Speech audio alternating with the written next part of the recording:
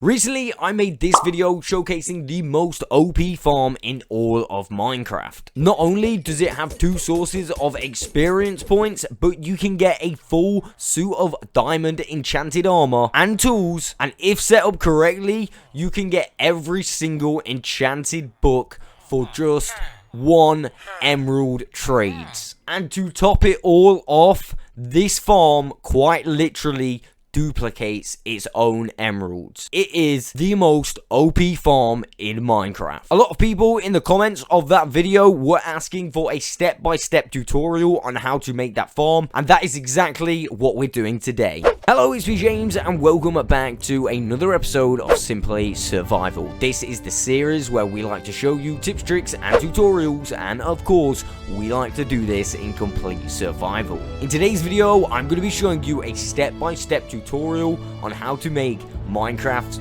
most OP farm. It's very important that you get all of the materials required before you start building. That is going to save you a bunch of time. Remember, this farm is fully expandable. You can add so many villagers to this farm. It is actually insane. However, for this specific video, I am going to be showing you how to make this trading station exactly like mine, or thereabouts exactly like mine. That being said, let me show you exactly what you're going to need. And the materials you are going to need are as follows. Now, this does look like an incredibly big list of materials, but I mean, they're mostly easy things to get, and some of these are completely optional. Some of these are just for decoration purposes, and I will go through exactly which ones they are. So, minimum amount of signs I would bring is 2 stacks, although you may need some more to label up your different trades afterwards. The minimum amount of trapdoors you are going to need, this is a very important part of this farm, is 4 stacks. You may need a little bit less, but 4 stacks should do you all the good. Now, most of this is going to be dug out, so you will actually need a pickaxe, which I happen to forget here.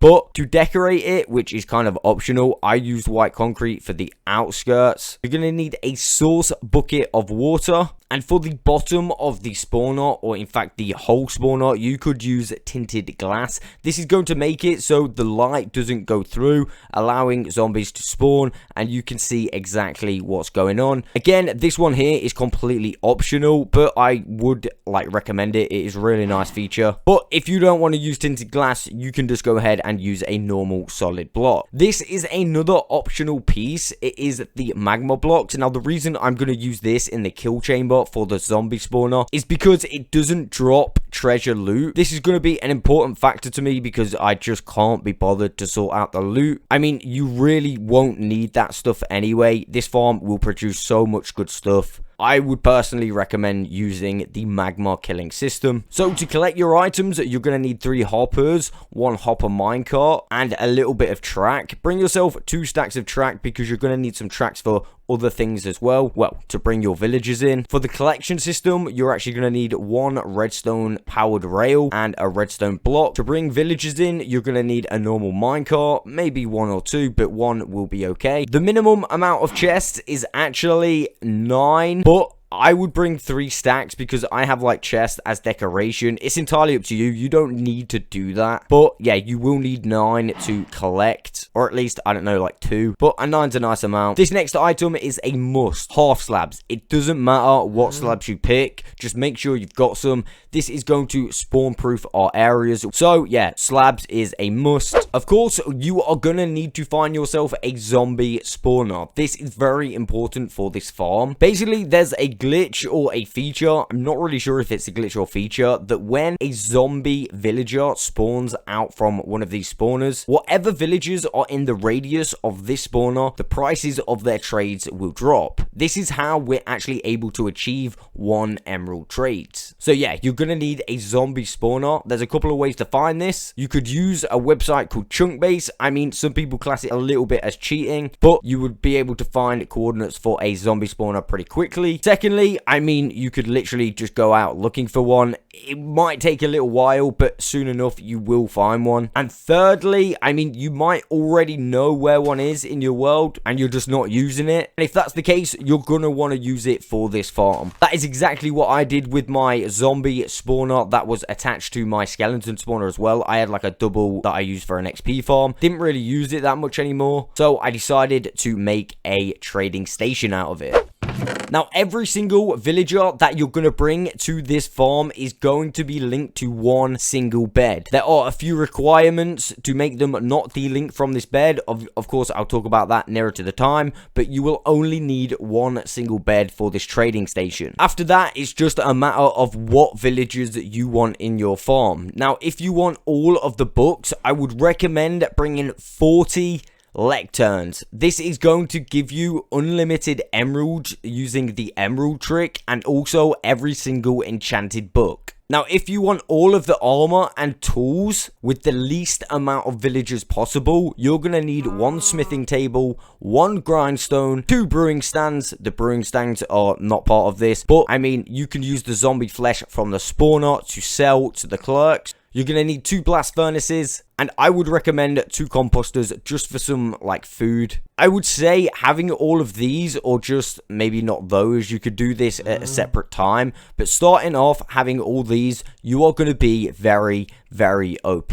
Actually, I would probably give myself 3 bookshelf guys as well. And if you add all of these, so a total of 3, 4, 5, 6, 7, 8, 9, 10, 11 villagers to your farm, you will actually be pretty OP. After that, you can expand it whenever you like. You don't have to rush. You can just do that whenever you like. You will have the pods ready to go. Now, to get our villagers, we are going to need to make a villager breeder. I recommend using our zombie spawner that we find, getting a couple zombie villagers and curing them, adding them to this breeder that we're going to make. Although I'm not going to make it in this video, I'm going to link it in the description below. But the resources are really friendly, as you can see. You basically need 2 beds for the actual breeder, and every other bed is the amount of villagers it will breed. So if I add, for example, like 9 beds, you'll get 9 villagers, and then you'll move them and they'll delink. You might want to break these beds again and then place them, and they'll start breeding again. You're obviously going to need 2 job blocks. I recommend composters because then you can trade wheat with them and then they'll start breeding. Bring yourself about half a stack of blocks, a button, a water bucket, 1 dispenser, and a couple of trapdoors. Of course, you're going to need the stuff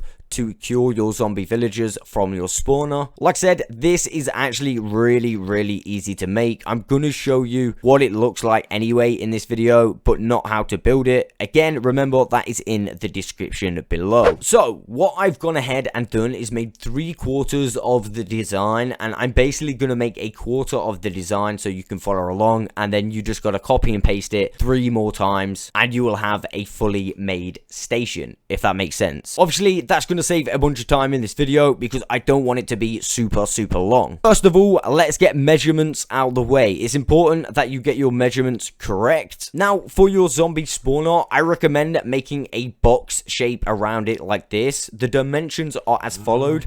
So from the roof of the spawner, you're going to want to go 1, 2 blocks up. Make sure you've got a half slab on top of that spawner. You're going to want to go 3 blocks to each direction of the wall. So 3 blocks each way, like so. And then down to the floor, you're going to want to go 1, 2, 3, 4, 5, and 6, and then that will be your floor. Now, as you can see here, I've got tinted glass on the floor, or of course cobblestone. It doesn't matter which one you pick. Personally, I would go for the tinted glass. It looks a lot better, and you can see exactly what's going on. But the cobblestone's going to do the same job, apart from, yeah, you can't see through it. So what I'm going to do is finish off this section for you guys in tinted glass, so you know exactly what it looks like. Of course, you wouldn't need the corner if you didn't want.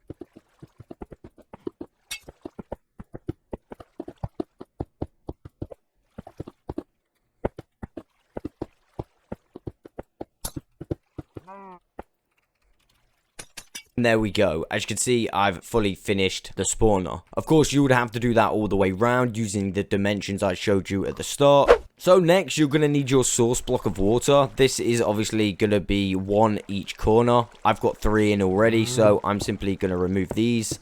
and go ahead and place one in this corner. So what I've done to give a bit better of a visual representation is blocked in the center. I'm going to show you exactly how you would do the center. So if you bring it down all those 6 blocks to the floor like that, and then just remove those ones, this will give you a good indication of where the spawner is. Then go ahead and remove blocks around that center block. Grab your signs, and basically we're going to stop the water from spilling down. Of course, we do not like spillage on this channel, and to do that we just want to place some signs on signs. Even now, remove those blocks, place a sign, another sign, another sign. Oh man, I don't know why I did that. Let me remove that. Another sign there, another sign there, and then of course signs on top of these signs. Try and keep them as straight as possible. I mean, it's always nicer to have straight signs, right? And the final 3 signs there. And all that's going to do is prevent our water from spillaging down. Spillaging, is that a word? I think so. And of course, all of our zombies will spawn, go down, either like fall straight down or on the water, and siphon down to our kill chamber. Now you're gonna need to do some digging, because you're gonna need to dig out the actual room for the trade station. Now of course you wouldn't need to do it this big if you just wanted, say, 11 villagers, but if you wanted to expand upon it over time, I would personally make it this big. So from the center of the spawner, you're going to want to go 1, 2, 3, 4, and 5 blocks down. From this block, you're then going to want to go 1, 2, 3, 4, 5, 6, 7, 8, 9, 10 blocks in each direction. After you've done that, you will have a room that kind of looks like this, minus all of the trapdoors and obviously the white concrete. This step is obviously going to take you some time, probably, depending if there's any caves or like openings or anything like that. If it's just like rock upon stone upon, like, you know, just mining upon mining, it may take you a little while. But like I said, for the future, it probably would be a good idea. I'm super glad I did it, and now of course, like, I never need to do it again. And after you have dug out the entire room, you're going to want to bring down your kill chamber. Now it's up to you whether you use tinted glass or of course solid blocks. Me, I am going to use tinted glass, and at this point we're going to want to think about getting some half slabs as well. So just for a little bit of decoration, what I like to do is go like this and have the half slabs at the bottom.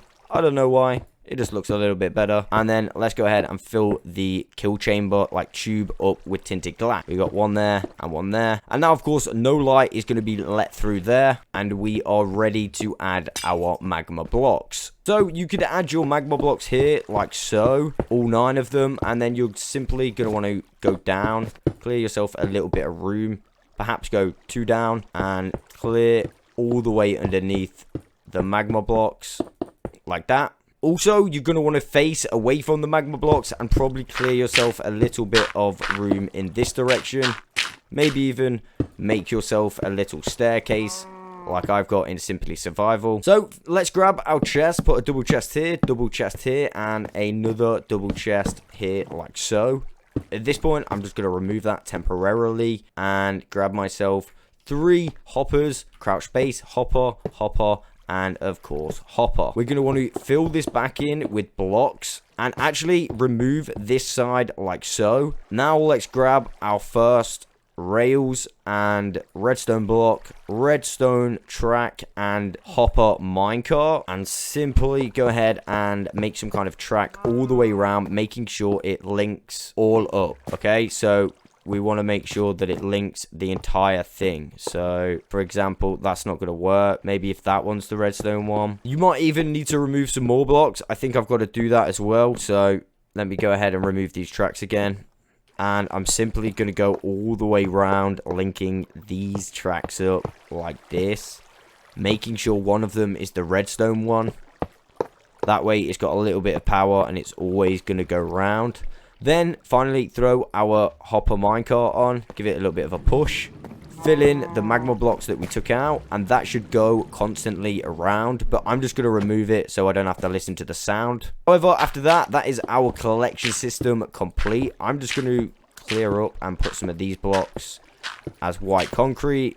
After this, what I would do, if you haven't got walls around your place already, go ahead and add some walls. In fact, this one is where the villagers are going to be standing. So this would be on the 10th block out. You can go and add some backs to those walls if you haven't got them already. But don't add the tops right now, because first of all, we're going to add our trapdoors. Now, the easiest way to do this is simply crouch and go off another trapdoor. You're obviously going to need to go off of the wall at the top, but it should be easy enough. You're going to want to crouch space and go all the way around like this, and continue it all the way around, making sure it's on the right level, like this. And eventually, we should hit one behind us. And then go around and simply just open them all up. You can actually remove the 3 in the corner. You're not going to need them. Alright, now you're free to go ahead and put the roof on these pods.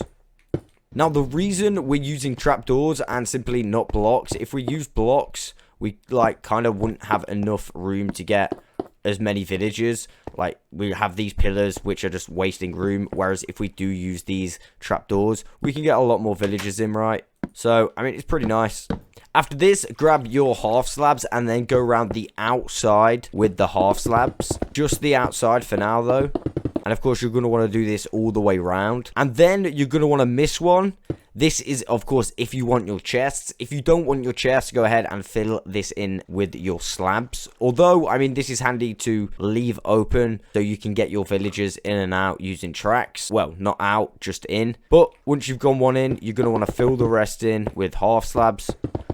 This is going to make sure that no zombies or any other mobs are going to spawn. So yeah, all our villagers are going to be super safe. Now, what you're going to want to do is grab your one and only bed, and you're going to want to put this somewhere out the way. Now, mine personally in Simply Survival is on the opposite side to the collection system, so it's literally just here. I then have covered it up with a couple of half slabs. This is to make sure that none of the villagers actually sleep on this bed. Also, I want to make sure that I never sleep on this bed, because if I were to do that, that could mess up some of the linkage to do with the villagers, and of course, we do not want any of these villagers to delink. Another reason I would choose to have this in sight rather than out of sight is because you will get a good visual indication of whether the villagers are linking to this. You do want to make sure you have no other job blocks or beds within a 100 block radius of this farm, which is exactly why we are going to be building our villager breeder 100 blocks away. This is exactly what I have done in Simply Survival. I have simply got tracks and gone over 100 blocks away and made myself a villager breeder. I'm then transporting the villagers from this villager breeder all the way back to that section over there. As I said, the link to this specific breeder is in the description below. I'm not going to show you how to build it, but I mean, you could probably build it from this picture. I mean, if I were to move over here, look, you can see there's a button and a dispenser. You got the couple of beds, the other beds go at the back, and yeah, it's pretty much done. The one thing that you do have to carry on doing every now and again is, if you did have trapdoors, I don't think you'd have to do this, but just place a bucket of water and then block that up so they don't pop out, and basically that just pushes the little babies down, as you can see, and these guys should continue to breed. Now, of course, you will need to wait for these guys to actually fully grow up before you take them to your trading station, but for the purposes of the video, I am just going to use one of these eggs. Now, this guy, yeah, I'm just going to push him like you will do. I mean, you could actually add some redstone there if you really wanted to, but as you can see, they generally just go on their own anyway. Okay, so he did do some little green particles, which means I think he linked to that bed, which is quite good. So right now, I'm going to show you one example of a book. I'm not going to show you, obviously, all the books, but basically, this is what you'd need to do if you would want all of the books in this farm. The best way to do this is get a bunch of signs and alphabetically label every single book one after another until you've labeled every single pod with the corresponding book. Then, of course, you want to bring yourself a villager or two. You can bring like one or two at a time. It doesn't really matter. Just make sure you've got a manageable amount. At this point, we are going to need our job blocks. Also, I would recommend bringing some paper and some books to lock in those trades. So, how exactly are we going to get a specific trade to this guy? It's actually really easy. Sometimes it's a little bit of a grind, but it's easy nonetheless. So if we imagine that these signs are completely in alphabetical order, and this is where the mending villager needs to go. Of course, you'll have like aqua affinity, all of those different ones, all in alphabetical order, and yeah, mending will go here. What you're going to want to do is remove that half slab, grab yourself some more tracks, simply track along like this. Now, I wouldn't push him in straight away. First, what I would do is pick a trade. So you're going to want to place down your job block, open his inventory, and see what he's selling. So this guy is selling some bookshelves. You might want to think about keeping some bookshelf, people, but right now we're going for mending. So what we're going to want to do is literally break that and place it down again, wait for him to link up, and we're going to see what he's selling. Once again, he is selling bookshelves. We don't want that, so we're going to break and place. And we're going to continue to break and place until we get the right enchantment that we actually want. Now, there's a pretty decent enchantment, power 5, but it's for 64 emeralds. One really important piece of information you need to know: to get this farm to work, you wouldn't want to accept any deals over 41 emeralds. If you were to accept this, it would never go down to 1 emerald trades, meaning this farm is kind of pointless. You wouldn't want to accept this. This is like really bad. You need to get lower than 41. So if it was 40, by all means accept it. But higher than that, it will not go down to 1 emerald trades. Remember, if you have all the signs labeled up in alphabetical order, you're actually going to save yourself a bunch of time, because you can literally say, like, you get a decent villager now. Like on this go, I get a villager that's not mending, but of course he's like something else. Frostwalker 2. If that was a good enough price, we could just then put him in the Frostwalker section. You know what I mean? But, of course, we are aiming to get mending. Hopefully, it doesn't take too long. And hopefully, I mean, it doesn't cost me a lot. But let's continue. Now, this could take you an awful long time. Like I said, it might take a little grind. But eventually, if you do continue to, like, go and place and break, you will eventually get the specific villager you're looking for. Of course, it's going to be a lot easier if you have all of the books labeled up first. You might get a decent enchantment that you might want to keep. In that case, you can then go put him on the shelf or in his specific pod and go grab another one from your breeder. In fact, by aiming for one specific enchantment, you're probably going to waste a lot more time than you would trying to get all of them. I mean, I've spent quite a long time trying to get mending, but I've had some other decent enchantments which I've, like, passed upon, which I could have kept, you know? But, I mean, we will grind on.